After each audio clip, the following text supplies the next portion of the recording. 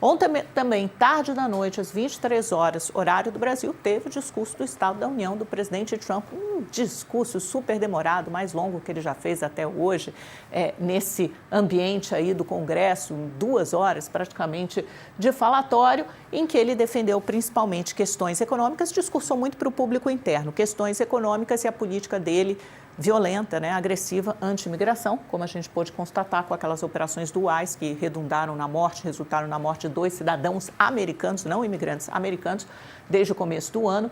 O Trump fez menções à tarifa, criticou a decisão da Suprema Corte que derrubou aquela AIPA, né, que era o mecanismo que ele usava para impor as tarifas recíprocas contra o resto do mundo. Vamos ouvir esse primeiro trecho. I used these tariffs, took in hundreds of billions of dollars to make great deals for our country, both economically and on a national security basis. Everything was working well. Countries that were ripping us off for decades are now paying us hundreds of billions of dollars. They were ripping us so badly, you all know that. Everybody knows it, even the Democrats.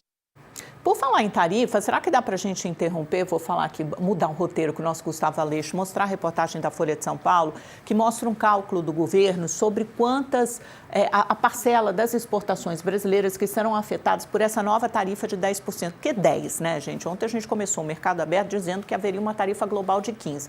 Donald Trump, da cachola dele sai qualquer coisa, ele muda de ideia o tempo todo. Ele tinha anunciado 10% tarifa global, né, sob outra seção, a seção 122 da Lei de Comércio de 1974, isso ele anunciou na sexta. Aí no sábado ele foi lá com o dedo nervoso na rede social dele e disse não vai ser 10, vai ser 15% essa tarifa temporária que vigora durante 150 dias. Só que ontem, quando saiu, foi publicada a ordem executiva, que é o que vale de fato, né, essa nova lei, esse decreto que estabelece a tarifação contra o resto do mundo, ele voltou para 10%. Aí, então, será 10%, inclusive para produtos brasileiros.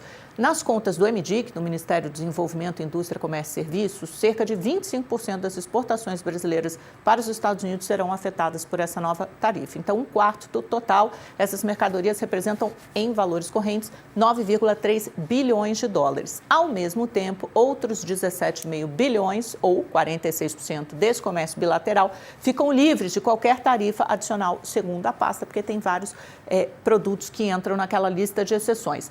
Só que a seção 232, que é aquela seção setorial, vamos tarifar aço e derivados, alumínio e derivados, madeira, móveis, etc., isso ainda fica sob cobre, sob essa seção 232, ela afeta 29% das exportações brasileiras. Então, grosso modo, 25% das exportações para os Estados Unidos, 10% de tarifa. 46%, nada, zero. E 29% das exportações, essa tarifa mais alta que chega até 50%, é mais ou menos como estamos neste momento. Agora, só para fazer esse parêntese, né, para a gente não sair do capítulo do tarifaço, vamos voltar para o discurso do Estado da União, porque uma segunda parte foi dedicada à política externa. E aí o presidente Trump fez referências ao Irã. Ontem até o mercado suspirou, aliviado, porque de ambos os lados, principalmente do Irã, vieram mensagens de altas autoridades que estão envolvidas lá na negociação em Omã com os Estados Unidos, de que eles estão mais próximos a um acordo. E o presidente Trump fez menção em seu discurso de ontem. They've already developed missiles that can threaten Europe and our bases overseas, and they're working to build missiles that will soon reach the United States of America. After Midnight Hammer, they were warned to make no future attempts to rebuild their weapons program, in particular nuclear weapons, yet they continue. They're starting it all over. We wiped it out and they want to start all over again.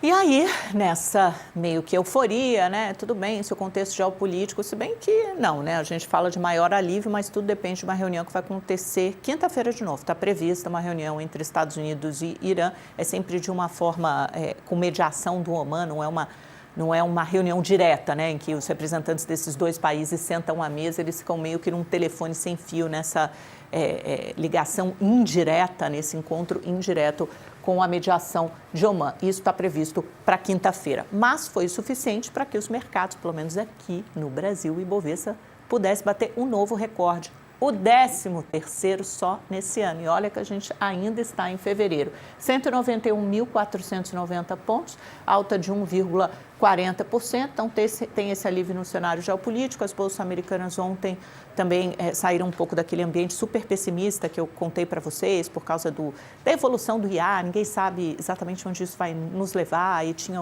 a Citrine Research, que é uma empresa, divulgou um relatório super pessimista, que eles estão chamando de Doomsday, né? Como se fosse uma espécie de dia do apocalipse, em que em 2028 a IA seria fatal até para aqueles empregos de colarinho branco, de altos profissionais, com salários robustos. Ontem o mercado tirou um pouco o pé do pessimismo, voltou para o pensamento mais positivo e as bolsas americanas subiram. E aí o dólar, olha o que aconteceu aqui com a moeda americana, R$ 5,15. Delícia, né, gente? Quase 6% de queda no ano.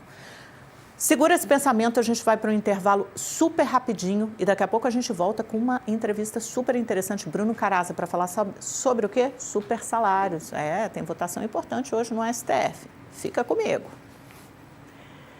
E você que nos acompanha por YouTube, vamos seguir aqui na sequência para acompanhar como estão os mercados hoje. Então, Ásia, negociações encerradas, todo mundo aqui mantendo o pensamento positivo, dedos cruzados. Tóquio subiu 2,22%, Hong Kong 0,48% e a China também nessa esteira otimista, 0,72% de alta. Aí a gente faz aquela passagem para a Europa, vamos caminhando rumo ao Ocidente para saber como é que estão as bolsas agora. Negociações abertas no continente europeu, Paris sobe 0,30%, Londres 0,79%, Frankfurt 0,11% e Madrid 0,67% também, todo mundo no azul. E aí as bolsas americanas ontem deram um pouco o tom desse respiro e recuperaram as perdas, pelo menos parte delas, não totalmente, porque o dia anterior foi feio, viu? Mais de 1%, todas perderam mais de 1% ontem, recuperaram mais ou menos metade do que haviam perdido no dia anterior.